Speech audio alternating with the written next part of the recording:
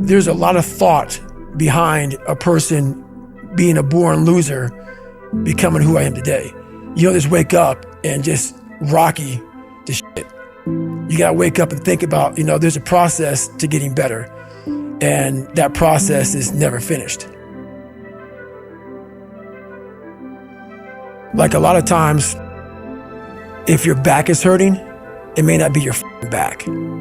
It may be something else in your body that's making your back hurt. For me, I'm like, man, why can't I get past this hurdle? So like I said, I'm always examining myself every day. What is it? What is it? Well, there's only one thing you haven't examined yet, and it's going back to the beast, going back to the demon. All the times that I was like, I'm not going back, and I went back. I'm not going back, and I went back. I'm not going back, and I went back. It showed me even more of what we have as humans, if we're willing to go there and we're willing to push that extra step. A lot of people, man, how do you do what you do?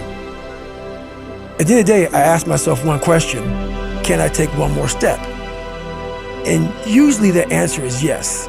So if you can answer that question and not take another step, that is real failure. That is real quitting. So a lot of people can take one more step, but they choose not to. I don't know if you can take 2 steps. You got to answer that question after you take the first step. But I can always take one more step, so if I choose not to, that's on me. And I got to live with that. I had just climbed a mental wall that was amazing. And I didn't want anybody to take that pain away from me at that point, because that was all confirmation. So for me, this was the new level. You don't need a lot of things. Sometimes the only thing that kept me with that one step forward was one thing. Let's not quit yet, Goggins. Let's think about your options. Where are you going to end up if you quit this shit? Where are you going to go? And when I got done with that race, it's the worst pain. I can't even describe the pain of that last 30 miles to anybody. No one, it's very hard.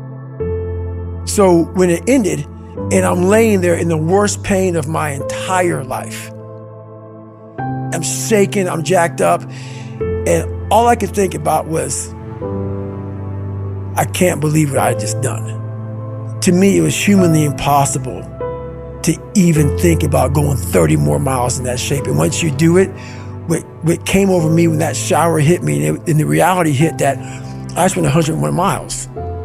And that last 31 miles was something that I can't even describe to people. And what's amazing about the human mind is that it becomes your new norm.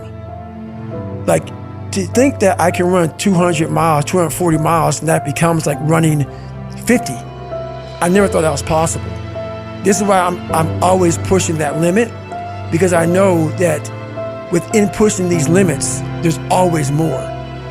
Did that set the tone or the rhythm for what you wanted to try and achieve and feel again? Each time you're pushing further? I never wanted to feel it again. I never wanted to feel it again.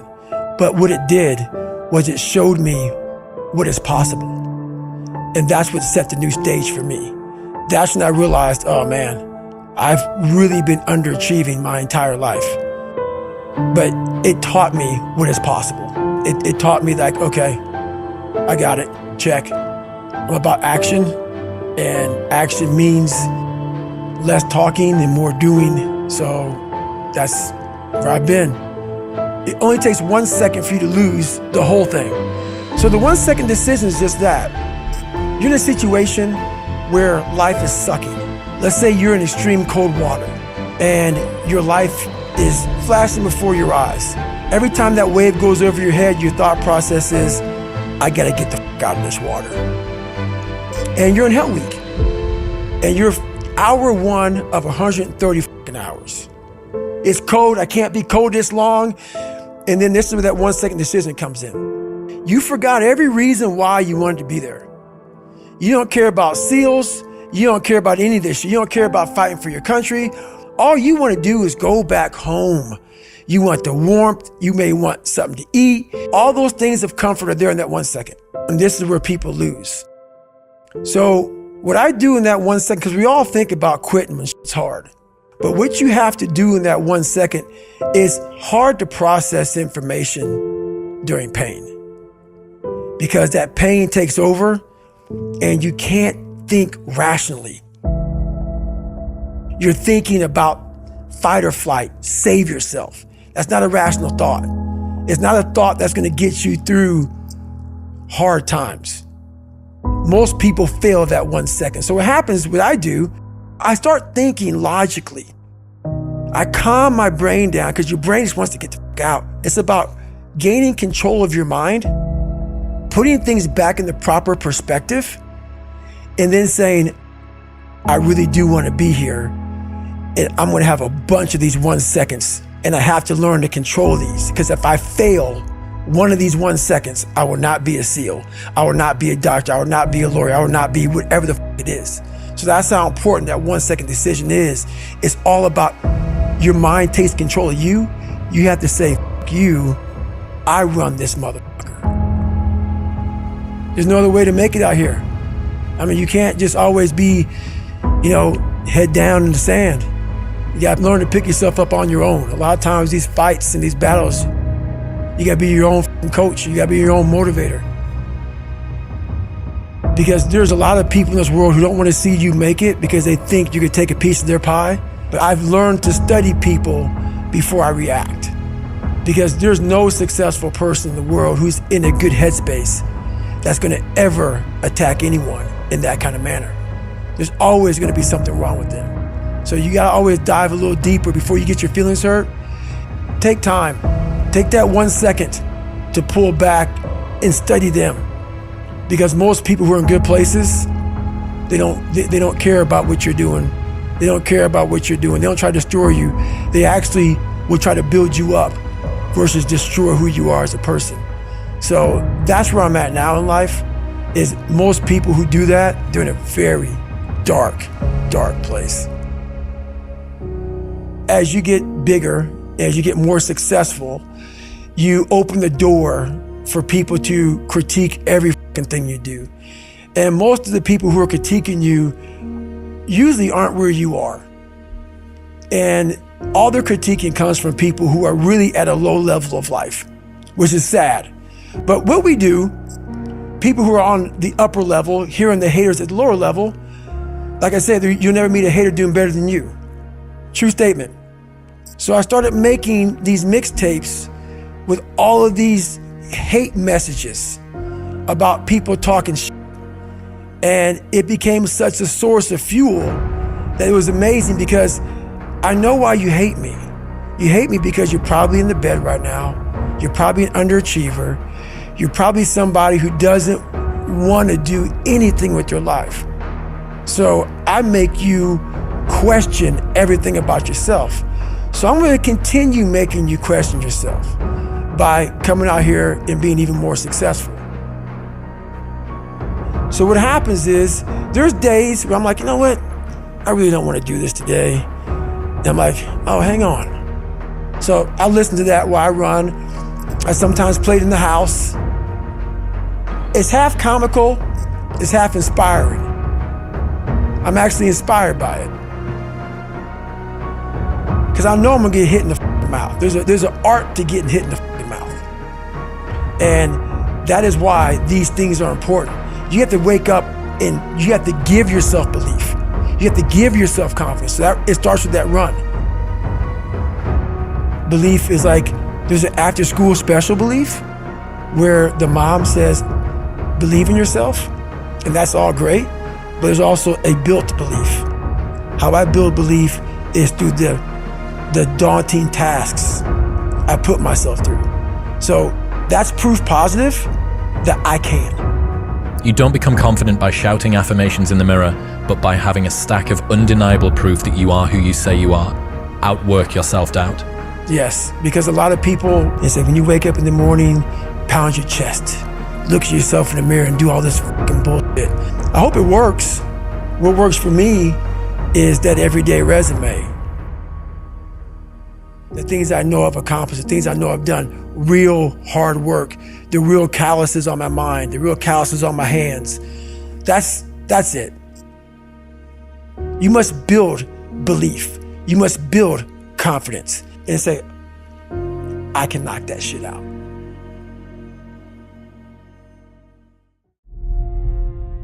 Instead of the path of least resistance, I started choosing the path of most resistance to prepare myself for the journey that was coming my way.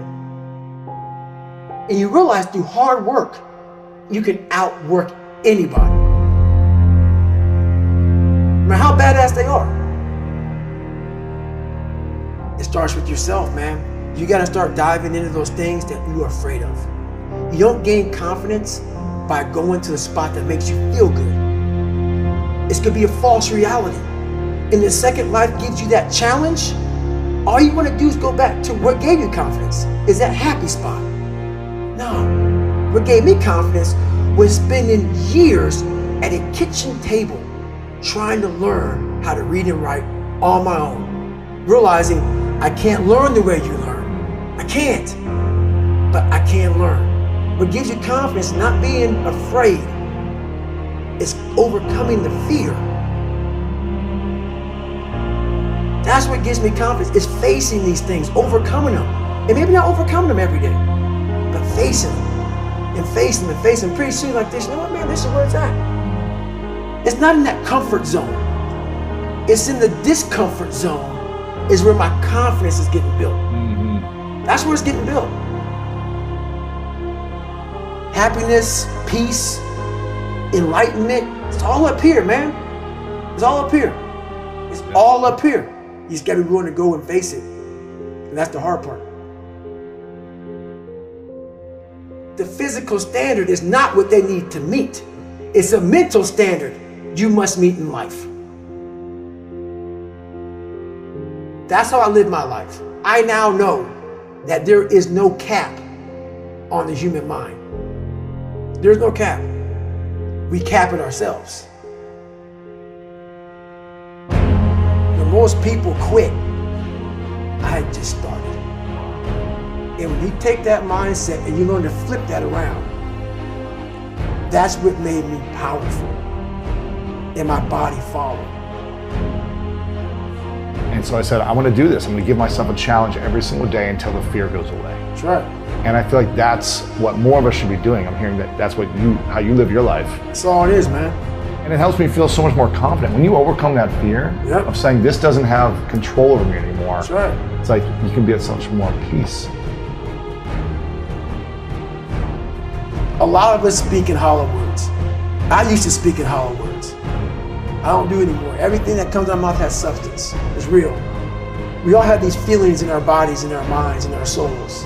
I act on mine. A lot of us who are afraid of something, we allow our minds to choose the path of least resistance, so we go a different route. When I'm afraid of something, it's telling me you must do that. Life is one big mind game, and you're playing it with yourself. You cannot lose perspective of where you've come in life.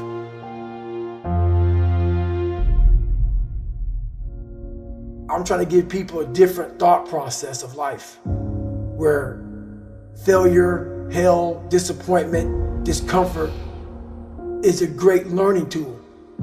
And many people don't understand that, but it's these few moments in life that you have. Like for me, I always talk about it. Rocky 1, round 14. That 1 2-minute and 13-second clip of Rocky getting up when Apollo knocked him down. That one clip, when I was going through a very bad time in my life, I saw what I wanted to be. And it wasn't a guy that won. It wasn't a guy that won everything he did. It was a guy that kept getting up after being knocked down. So I realized if that 2 minutes and 13 seconds changed my life, that's all it was. I saw something that I needed to be in the world I was living in. Maybe my story will give someone the 2 minutes and 13 seconds they need to change their life. Everybody's got a story. We don't share it on social media. We share our nice life on social media. We all have a dungeon. I'm just willing to talk about mine. Mental toughness isn't something that you sample. It's something that you live in every day. Whenever hardness comes, and you don't know what it is, it may be different for you than it is for me, but you go back to your insecurities. And then when you go back to your insecurities, you then look for comfort within those insecurities. And we all look for that cookie that your mom used to give you when you were sad, when you were sick. We look for our wife or our husband. We look for comfort. It's in those moments you must retrain your mind to think differently in health. The mental standard is you must know how far you've come.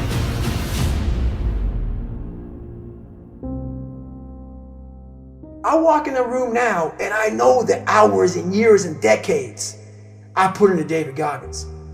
That's something, it's not on the wall. It's not a trophy on the wall. It's not a medal on your neck.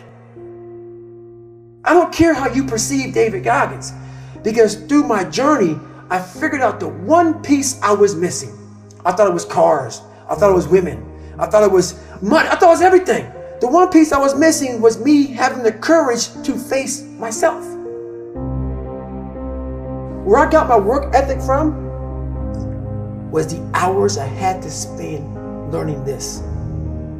When you sit down and you're not smart, and you have a disability, and you still want to be at the top of your class, I didn't want to just get by. When I realized that I can learn through hard work, and I can beat the valedictorian in school, but I got put in 10 hours more a day than he does. You know what kind of strength comes from that? When you're sitting down, that guy that valedictorian studied for an hour, and you know I caught you. I have the work ethic to catch you. That's where David Goggins got really invented. Was at a kitchen table with 20 spiral notebooks that were empty, and then they were full. And when you can go through that, I still have them in my storage unit. You go through these spiral notebooks of your life, and you realize this is how I learned. This is unbelievable. It wasn't until I got real sick and my life got real quiet. I went from running 205 miles in 39 hours to I couldn't get out of bed. My life was taken from me. And that's when I realized I hadn't taken time to think about what I'd done in my life. I'd done all these things, but there was no finish line.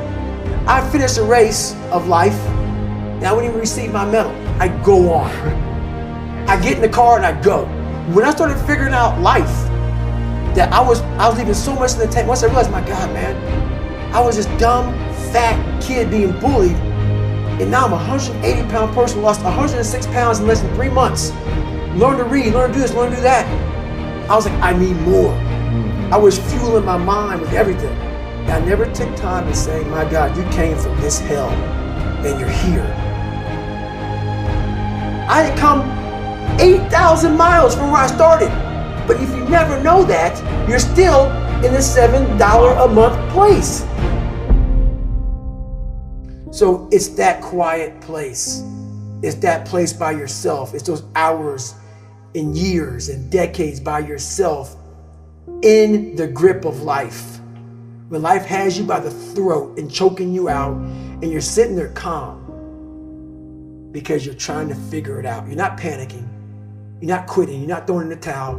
You're saying there's a way around this. And when you figure it out, when life has you gripped in a vice, and you can figure that out, that's when you overcome. That's when you overcome. The journey getting there was harder than going through it. You know? So that's the whole thing about life, man. It's that journey that makes you who you are.